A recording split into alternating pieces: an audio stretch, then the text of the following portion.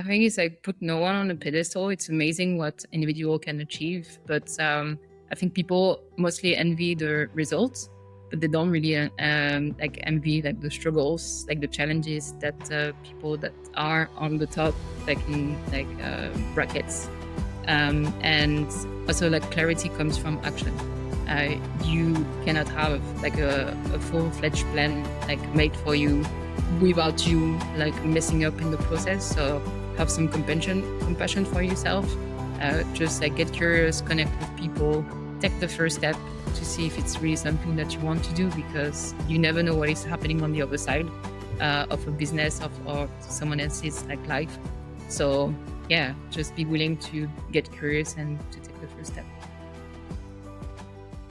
Welcome at the Aligned Ambitious podcast, episode number 2. And I'm really pleased to have Mathilde here with me today.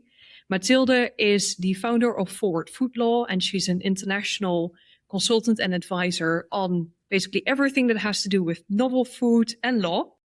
And I've been knowing Mathilde now for the last 4 or so years. We've been working together or you've been advising us on a couple of projects for clients or directly towards clients.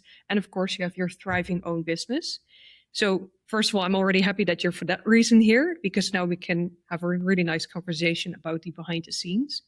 But especially with the start of Aligned Ambitious, I start seeing more signs about your own Aligned Ambitious journey. And that's why it felt so fitting that you're here today to talk not only about the behind the scenes of what it is to build a business, but also as a founder. And lastly, before we're going to talk way more together, many people know you from like LinkedIn because you have a really big following, like almost 15,000 people. So it's incredible, like what you've built. And many people know the success stories from your work, but let's also give them like the real behind the scenes of what it takes to build something like this. So yeah, Mathilde, welcome. Thank you so much for having me. Pleasure to be here. And yeah, looking forward to this discussion. Yeah, me too. So let's just dive in, because I gave a bit of an intro, which is really impressive. But like, where do people know you from beyond what I just already described? So most people will know me in the industry from LinkedIn, because back in 2022, I started sharing my thought about the food innovation space and from a legal perspective. And then thanks to that, it was just like a snowball effect. I ended up being invited to conferences. So people may have seen me on stage or just on their feed on LinkedIn. Yeah, quite a lot, because all the conferences that I go to in food, I see you at least for sure already. And then there are plenty of more where you are attending.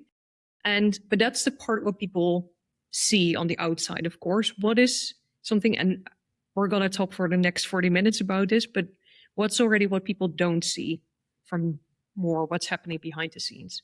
It's very much like a work in progress. Like I think in entrepreneurship, a lot of people think that entrepreneur has everything figured out. No, just like you learn along the way. And it wasn't like a smooth sailing transition as well, but I wouldn't change it for anything in the whole world. Yeah, because we already had a nice pre-conversation to this, and we already touched upon a few points. If we look at your success story, like now you're 31 and you already achieved so much, like where did this desire come from and how did you start building this career? The funny thing is, like, I was raised by 2 entrepreneurs, but they actually never instilled this in me and my siblings that I had to choose entrepreneurship. And it kind of like fell through like on my lap, in the sense that I was like, oh, it's nice to work like in corporates. Like I worked at the UN as well, but I was like, the scope of work that is given to me feels a little bit off, because I think I could actually have something like more aligned that I want to work on. And yeah, so it was just several steps that some of them, they made sense only like looking back at them. So yeah, it's a whole journey.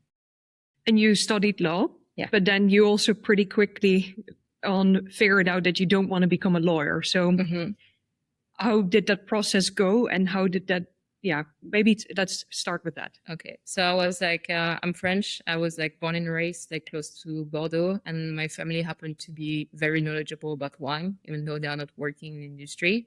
And growing up, like the like Bordeaux Law School, you can do wine law to become like a wine lawyer, but you also need to be trained on like testing wine for like frauds, like expertise or whatever. And I was like, I'm pretty sure I can do something with food. And also like food is like one of the love language in my family. Like I come from like a multicultural background. Like both of my parents, they are only half French. My dad is half Vietnamese and my mom is half Dutch. And sadly, they don't speak like the languages, but at least they learn how to cook or to appreciate the food culture from their roots. And I was like, I'm pretty sure I can combine like the legal aspect with food. And then I ended up finding a master's in Italy that was specifically about food law. And one thing that also like drove me to this space is like I have like limitation when it comes to food choices, in the sense I have like allergies and intolerances. And I wanted to find new things that I could actually implement into my diet without being always like left out. You know, when you go to places and they're like, oh, we don't cater for units or whatever, and you just end up eating at home before you go out because you have very low expectation. That's no fun at all. No, and that you will actually not have like any choices in terms of what you can eat. Or like I've been like eating a plant-based diet for like 6 years. And I think like before 2020 was like some memes that yeah, the only like vegan choice you will have on the menu is like vodka and then fries, and it's not fun to go to a place. Or cucumber. Yeah. Or like hummus or whatever. But you need more like diversity and variety. So yeah, so that's like how food and law came together for you. But then still, it's quite. At which age did you start your entrepreneurial journey in the end? 26, I think. Yeah, same for, well, yeah, 25 and then 26 started Bright King Partners. So I already talked in the pre-discussion, like we have a bit of a similar journey because you worked for a few years in like corporate environments, but you pretty quickly figured out that you dream of like this entrepreneurial, more freedom setup. Where did that come from? So I also worked like at the UN because being from like an international background, I was like, oh, it's like the base place where you can work. It's like doesn't matter where you're from or whatever. But then it's really dependent on the funding that the agency that you work for like gets, and you cannot just like work on whatever topic. So I was like the public space like sector looks like kind of nice, but I also want to see what is like on the private sector side. So then I ended up working for that multinational, and I had when I got this job, I was 20. I think I was 25. Yeah. And I had this like mindset, or at least like not even like got it like from myself. I just heard it's like, oh, you have to stay in corporate at least like 3 years at each job to have this like seen as being like a serious like job experience. And after a year and a half, I was like, what am I doing? Like whatever I'm asked to do, I'm just like, there is so much more that I want to do. And then I was like, I'm pretty sure that there is something on the other side. And one thing I saw that was the aha moment, or like the push for me, was that I was based in the middle of nowhere in Germany, and I wanted them to move me to Amsterdam. And I told them it's like my mental health is like really at the rock bottom. Like I need support and I need my loved ones around. And if not, then I'm gonna quit. And they're like, we are not going to transfer you. You are very well in Germany. You know the language. You have family. Yeah, but like 800 kilometers away, like on the other side of the country. And I was like, this is it. Like if I cannot strive in that environment, like the unknown is like very scary. But I don't ever want to feel like this anymore. And it took a couple of months, and then I went came on the other side of entrepreneurship. Yeah. Yeah. And that's when a new journey started. Yeah. That was very ambitious. And you went from like deciding like I want to be aligned ambitious or whatever you want to call it to a very entrepreneurial and ambitious journey. But that again brought you quite some challenges, of course, along the way as well.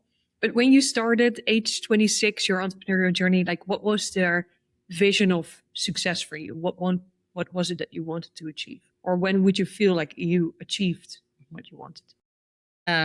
Like for me, was being able to work on topics that resonated with me and get some clients as well along the way. But I didn't have any like KPIs like in mind. I was like, if I can work on this topic with that type of clients, I would be like more than happy and can make a living out of that. And it just like ended up going this way. But then along the way, I was like, oh, actually, I can like generate more revenue, or like this is not really what I like to work on.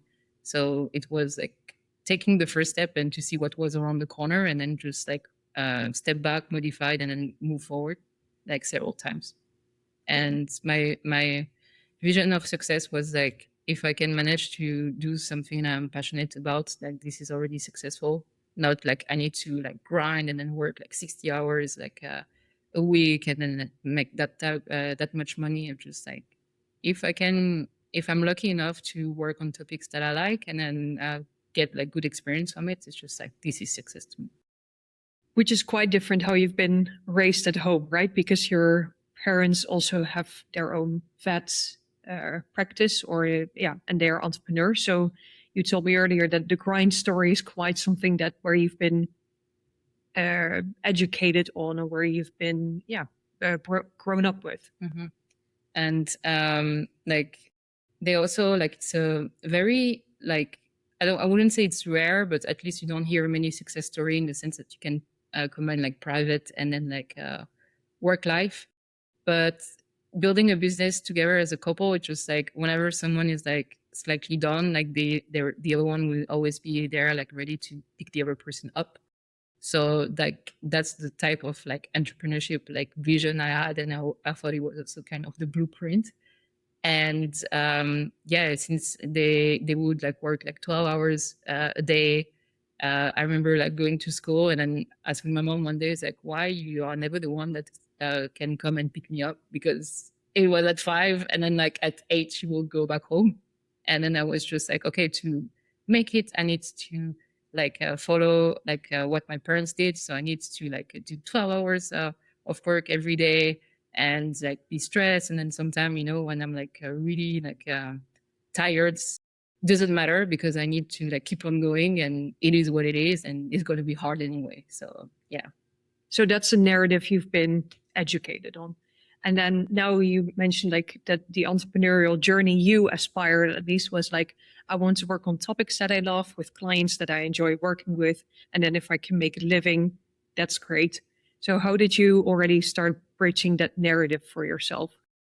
One thing I did early on is like identify some topics I could like talk about on LinkedIn, and I was thinking it would be kind of funny if I like, for instance, like talk about like labeling, and then all of a sudden in my inbox I have a client that needs help with labeling. That's so funny. Yeah. Like you're really good at manifesting your dream clients. And I did the same. Like I was known in the space for like at the beginning to being like the novel food lady, because I was only talking about this. It's like, yeah, it is how it works. Like, this is how it could be improved. And if you need help with that, happy to help. But I wasn't like really like salesy, or in the sense that I was seeing sales as being something that's like so not genuine and like something forced. It's like, no, actually you open like a new perspective to people, and now like, like I think you could actually be the person that is able to unlock our situation. So working on like talking about like innovation, labeling, consumer education, and then novel food are my key pillars, and this is where I end up doing most of my work still today. And yet there was a turning point. And I would say, like, I think your turning point was mostly end of last year, but there you told me earlier that it was already a build up to that. So you have a thriving business, you're traveling all over the world. Like, for context to the listeners, you've been to 50 countries or more already by now. Now 58. Wow, that's just crazy. So you travel the world, you have this thriving business, you're working with clients that you enjoy on the topics that you love. Yet something was also off inside. Can you talk us a bit through of like, what did you realize? What did you feel? And yeah, how did that evolve? Because of like the grind mindset that I had, I was just thinking that, like burning out is something that will happen and you cannot avoid it anyway.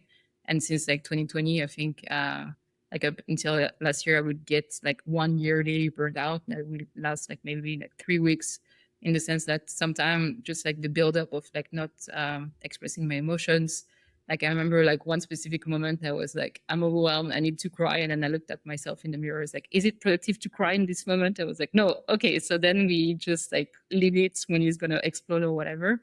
And then like last year I had like I would say like 6 mini burnouts in the sense I was like, oh, that situation of being overwhelmed and overworked and then like just tired, even though I can sleep like 12 hours like a night, since sounds a little bit familiar. So maybe it would be time to take like 3 days off and whatever. And then I did like 20 like in-person like events last year, traveling like across Europe and then elsewhere. And I was like, it's nice to be invited to be on stage and everything else, but am I actually um, like listening to myself and I'm like, I maybe this opportunity is not really aligned, but like I just love talking and sharing my knowledge that I wouldn't dare to say no.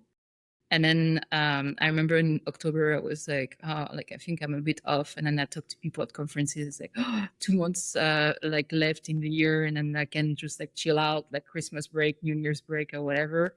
Just like push, push, push. And then in September, I like in December, I went to Food Ingredient Europe. But prior, like I spent like 1 month in Dubai to explore the Middle Eastern like ecosystem, and I just like came back to Amsterdam like one day before like the conference, and then taking the train to go to Paris. And I was like taking a selfie and then put it on LinkedIn. It's like, hey, like I'm in Paris or whatever, like a bit tired, jet lag, but really happy to be there. And then after I done this last conference of the year, was like, I think I do need a break. And then like people in January, they started like, oh yeah, I want to work with you. And I'm like, I'm not available this month. Just gonna enjoy spending some time back home in like the south of France with my parents, and I just need to reset, refresh, and then to kind of like reflect on what I want to do with my business further instead of being always in like a reactive mode. Yeah, and we're going to dive further into what you did after that in a bit. But I heard a few interesting points of like you always thought that burnout was normal to run a thriving business, so you just kept on. You didn't allow yourself to take the time or even to reflect on your emotions. Meanwhile, and I also heard an important point around like fear or like missing out. Is this maybe not good for my business if I sacrifice myself? Like, can you talk a little bit more about that and how that felt also? I think it's like with the in-person like events, I thought that was the way to go to get clients. The thing is like I have such a good personal brand on LinkedIn that actually 99% of my clients, they find me online anyway. Which is incredible, right? Yeah, I think it's a lot of what people listen to. That's what a lot of people aspire. And it also makes you like more approachable because you're just like one LinkedIn message away, or like one email, or one like WhatsApp text. So that's like more low key, I would say, like in the way of like doing like clients acquisition and just like connecting with people. But yeah, I was like, if I don't go to events, then I'm gonna miss out and I'm not gonna get clients. And then at some point last year was like, wait, I don't really get my clients at events anyway. Sometimes I catch up with them, or just like they appreciate having like a face-to-face meeting with me. But I know it's not the decisive factor. It's like, oh, I'm gonna do business with her because if I don't see her in real life, it's not gonna work. And I was just thinking that was the normal way of doing business. Like you have to show up at events and then you get clients. Like there is no other way. So I just need to do that way to make sure I am successful. But then I realized with the internet is like you get access to a much bigger world. And what I've also like discovered has a specific word for that is like I've built like a parasocial relationship, in the sense like I share a lot about like the behind the scene, like things I'm working on and everything, so people they know more about me than I know about them. And sometimes you're a little bit awkward. You show up at events and like, oh, I know you. And I'm like, from where? Oh, from LinkedIn. The person has never interacted with me, like never liked or like comment or send me a message. So I'm just like, I don't know them well or at all because we are missing like the social part on their side. But it's nice to see that people are listening, even though when you might actually not notice it. Yeah, which is because with 15,000 people, you cannot keep track of everyone that's liking and interacting. But then still, if you feel that fear to miss out, you still, in the end, it came to a point where you decided, this is enough. I have to take more time for myself. But how did that then feel? Was it like a relief? Was it that aha moment that you referred to earlier? What happened when you allowed yourself to take time off in December and January and to say, no, I'm not available now? One thing I did first is like I started posting less on LinkedIn because I was like, I'm kind of in limbo trying to figure out things like from a personal and business point of view. So I don't really want to share that with people yet. So, but I also at the same time, it felt like letting down like my audience because I wouldn't share anymore just because I was like, and I kept also like getting clients anyway when not showing up on LinkedIn, which was weird to me, which was a fear that I had. It's like, oh, if I'm not visible, I don't get opportunities. But I have like recurring clients. So they just show up randomly, like in my inbox. Like sometimes I'm just like, I have like phases where I'm like, that's a little bit quiet. Or I wonder what that client is like doing, or like that lead that approached me. And like 12 hours after, it's like I get like 3, 4 emails. I'm like, okay, now, I know that people will still think of me, even though I'm not like showing up like I used to. But I think you have like different phases as well. Like to take a business off the ground, it will require more energy, more movement, like investment time than just like maintaining it. And I used to think it was bad just to like strive on what has worked before, but then you don't need to be at 100% all the time. It's not possible. We are humans and we are going through phases. But that's something you also had to learn, because like now you realize that you don't have to be visible and there all the time in order to get clients in, and that it's actually important for you to work on yourself. But then talk us a bit through like what did you do, or which realizations did you have in January where you took the time off?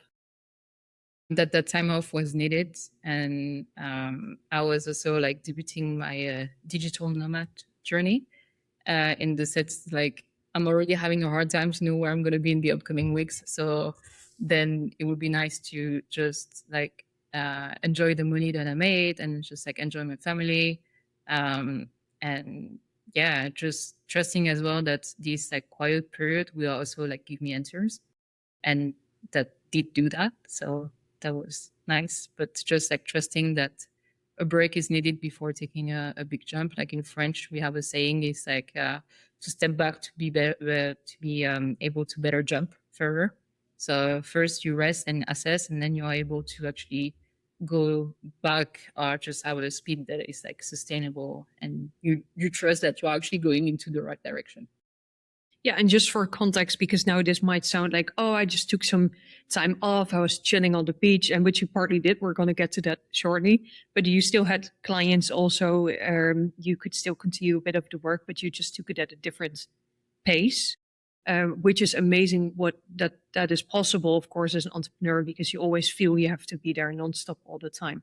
So you packed up your life into 3 suitcases. You went from France to First, I went to Dubai because it was like Gulf Food, one of the biggest like events in the Gulf region for food and drink. Then I was there when the war broke, and I'm like, maybe something like it would be nice to go to somewhere else. Not that it's that unsafe, but it's not the nicest to be like in a concert like alert like phase where it's just like, oh, you're gonna receive like an alert on your phone that you have to stay away from the window because if like a missile is like blasting, that's not the best place to be. But it is what it is. You cannot do much. And then I decided to go to Bali like for 1 month, and I was like, actually, I quite like it. And then I ended up staying another month.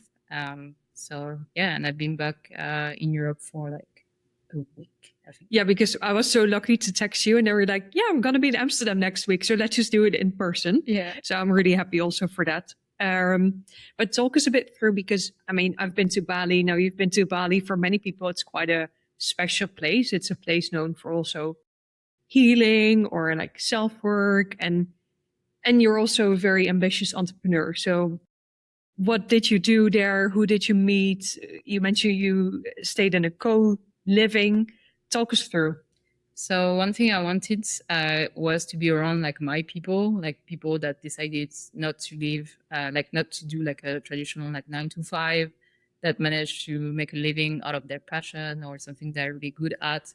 And when I was in Dubai, I was already in something called like co-living. So it's like kind of like house sharing system. So it was nice. It was like a massive villa, and then you had like entrepreneurs from everywhere, like in different fields, like AI, finance, like software, like even someone like from marketing, PR, people that build like multiple startups. And when I went to Bali, I wanted to be in the same environment. And I also got so much clarity about, like from people like a little bit older than me about, I'm in that phase of like, it's unclear. I don't know what to do. And that just like take like the first step. And then you will see like whether what you want to do right now is aligned with what you want to do later. So it was kind of refreshing being in an environment where I could also get like good pieces of advice, which is really tough to get, and also like from people that are similar like ages as us, because like there is so much to learn from people that are like more experienced, and a couple of like I would say at least like 10 years older than us. But actually it's also interesting to see how people from our age, they are able to reflect about certain thing and then find something that works for you, and whether or not it could actually work for your specific case as well. Yeah, when we talked earlier, you also talked about like a life coach and that you started working with this life coach. How did that work, and like how did that relate also to the whole Bali experience and this change in scenery all the time, but even like just packing up everything into a suitcase or 3 suitcases and not having a base anymore? Mm-hmm. It was like I think very organic, and I think people will enter your life for a specific reason when you are like in full alignment. Like I've been interesting in that type of field, but I was like, oh, it seems a little bit too like woo woo, just like unserious, like unscientific. Like I like learning things from a like scientific point of view. And so I ended up finding like life coach. She was living in the same co-living. Like shout out to Jenna, she's my life coach. But that's amazing that it just happened so organically and Yeah. naturally. Yeah. And then it's just like questioning about, like ways I was thinking about doing business or living my life, or you need to settle down, having like only one base, and then that's the only thing that the only choice that you actually have is like actually no, like sometimes you feel kind of an urge to act a certain way, and you should investigate more to see if it's actually what you want to do. And when I realized, like working with her, it's just like I love traveling so much, because I'm also looking for that sense of like belonging.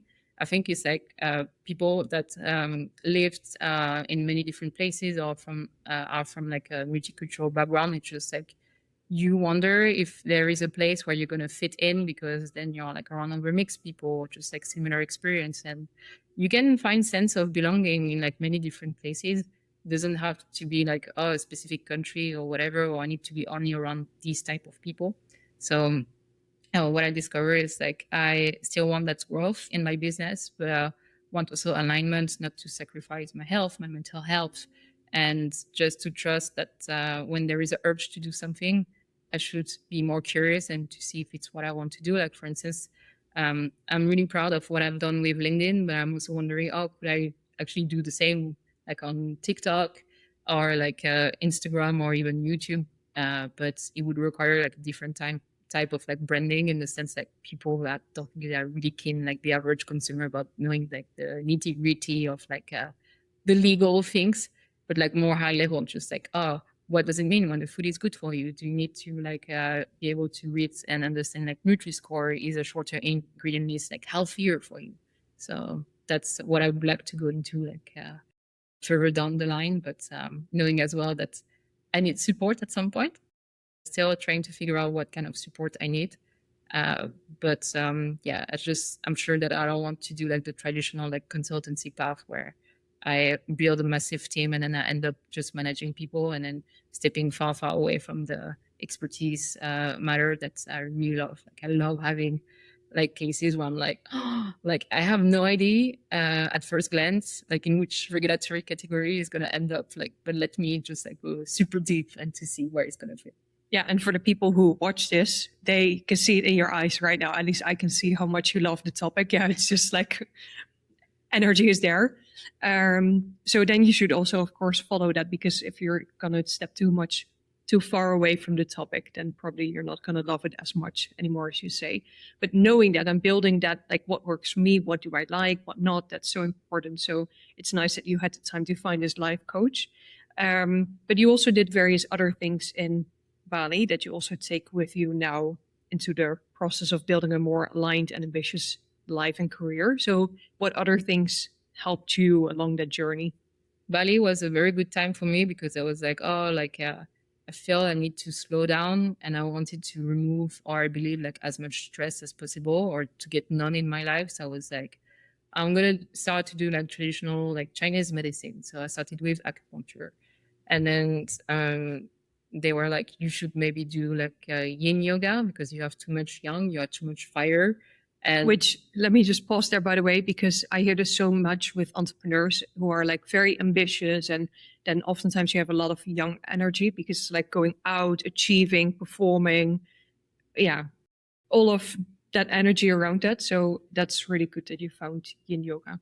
and it helped. I just was thinking, it's like since I'm like a very like fire person, also like I've discovered recently, I'm dabbling into like astrology. Like I have like a 3 fire sign. It's like moon rising, like sun rising, and then I don't remember like the main one, but I get like Aries and Leo. So it's a lot of fire. Oh yeah, that's a lot. Yeah, and then probably in your like Chinese or like how is it called, the feng shui, you also see a lot of fire. So it also defines even which place is best for you to live. But I mean that's a whole other conversation by itself.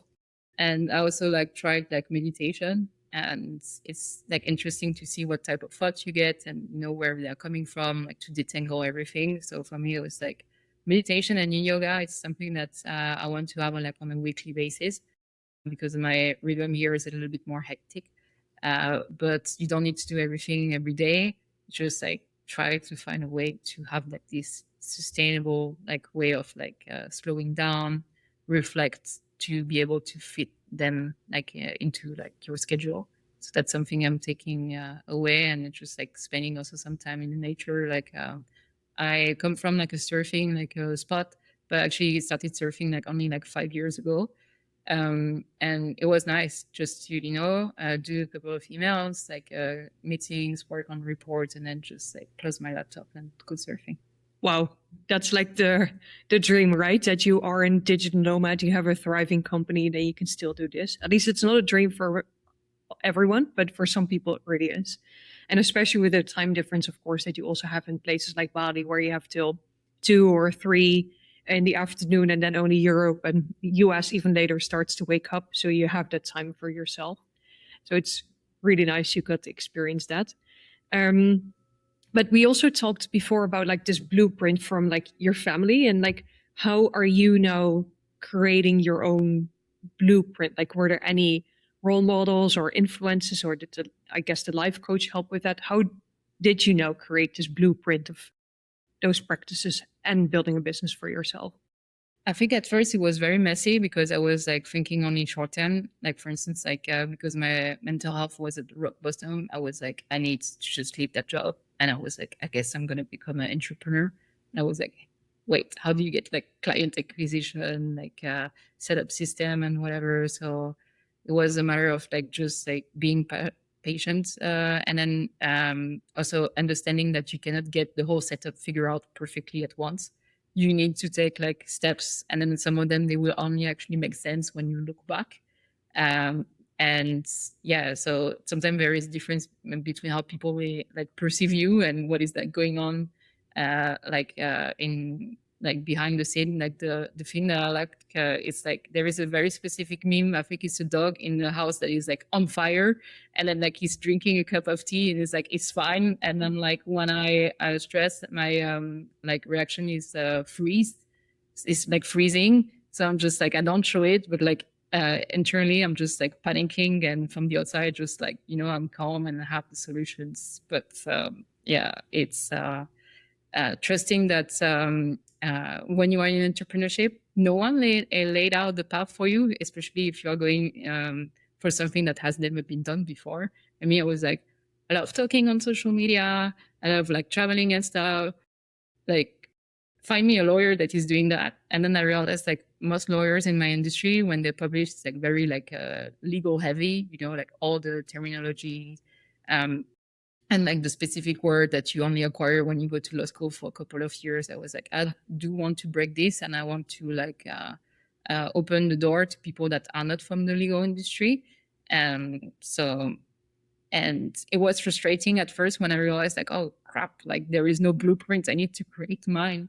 And working with Jenna was like, my life coach, was something like eye-opening. But I do wish I had like a in my specific industry a role model, but like something that's kind of like annoyed me at first. I was like, oh, I guess I have to be my own role model. So but you can take like inspired action from some people, but so far I haven't found someone that is doing the same that I'm doing right now. Yeah, but it also doesn't have to be the same person, right? It can be someone else that inspires you to then take that action. So, and I think by now you are a role model for many other people, which is also why we're having this conversation, so that, yeah, people just start to see the more honest picture behind it and then can see what it took to get here, but also how things can be, looking backwards, be done differently. So you didn't have to sacrifice yourself. Hopefully that's at least the intention from now on, right? Yeah. Because if you now look, like now you're in this middle path, kind of like you had the turning point around end of the year, you started the year completely different. Now you're back in Amsterdam, and after this you have quite some travel again. How does the rest of 26 and beyond look like for you? Let's first start maybe with like location wise, and then we tackle the other alignment and ambitious parts. So I'm mixing my schedule with like work stuff and then like private stuff. Like the reason I came back to Europe was and specifically like to Brussels because I have like work commitment there. But yeah. Yeah, well, but you also need your work stuff, and luckily you don't need that much to be a remote or digital nomad food law advisor. But then, like, what else does the future hold for you? Because in this conversation, we already hear like your alignment and your ambitious story. So, what would you like to get done over the next few years? What's your dream? I think I would like to step more into like the social media part. I think there is a lot of things about educating consumers. Like whenever you open social media, there is a new trend. It's like peptides, like GLP-1 foods, like electrolytes. And like specifically like for food supplements, you have amazing innovations, but I never see someone like on social media being like, do you actually need this? Like look at your current diet and to see if it can be a good addition, but you don't need to jump on the trend. It's like taking creatine when you don't go to the gym, just like taking ashwagandha when you are not stressed, or all that type of things. So I think it's like being able to educate people, to also have kind of like a feedback loop to see what people are like willing to like learn more from. But like I'm very like aware that the way I run my business today is not like scalable, and also not something I want to do for the long term. So I would like to have still like an international business, but maybe to have a team or at least like support in place to be able to still work on what I love the most, but like delegate when I can delegate. Yeah, what maybe gives you less energy also, and what gives someone else a lot of energy, so you can focus on what you love doing the most, which is a super exciting part for like, now you're still very much a solopreneur, but you've achieved a lot with that, and now you're going to this next stage, phase of life, but also stage of your business. So yeah, I can't wait what the future holds on that. Maybe last personal question where I'm also just excited about is like, you are on this aligned ambitious journey. Would you say you are aligned ambitious already, or is it still in the making? I would say it's still in the making, because I was like, oh, in order to be successful, I need like to like settle down in one place, get my whole like local network and whatever. But when I realized it's like traveling around, it's always nice when you show up like in a new country and then people they already know you. So it's like, I know that's like for now misaligned, but I would say that the misalignment is like smaller than before, because I'm becoming conscious and aware that some of the things that I'm doing right now, like I would like to change them to be able to like run the business the way I want to, and not to run it according to the blueprint of someone else that doesn't actually fit my lifestyle, my ambitions, or just like the way I want to live my life. So you're constantly shaping your own blueprint basically, and testing what works and what doesn't. Exactly. Yeah, I think that's also the point of life, right? Is it not? And to finish off, like, what's a question or reflection point for the audience that you would like to give them? Looking back at your journey, is there like any wisdom you would like to share? I think it's like put no one on a pedestal. It's amazing what individual can achieve, but I think people mostly envy the results, but they don't really like envy like the struggles, like the challenges that people that are on the top, like in like brackets, and also like clarity comes from action. You cannot have like a full-fledged plan like made for you without you like messing up in the process. So have some compassion for yourself. Just like get curious, connect with people, take the first step to see if it's really something that you want to do, because you never know what is happening on the other side of a business of or someone else's like life. So yeah, just be willing to get curious and to take the first step. And I love that, because clarity comes, like from clarity comes action, is what you said, right? So you didn't visualize your whole career yet. It just developed along the way. It's the same for me. So I would say maybe for the audience, like, think which first step or action you can take so that the clarity will come more and more. That's a nice prompt for the week, I would say. And Mathilde, with that, I would like to thank you so much for being here in Amsterdam. Luckily, it just was meant to be that we had this conversation in person and could catch up.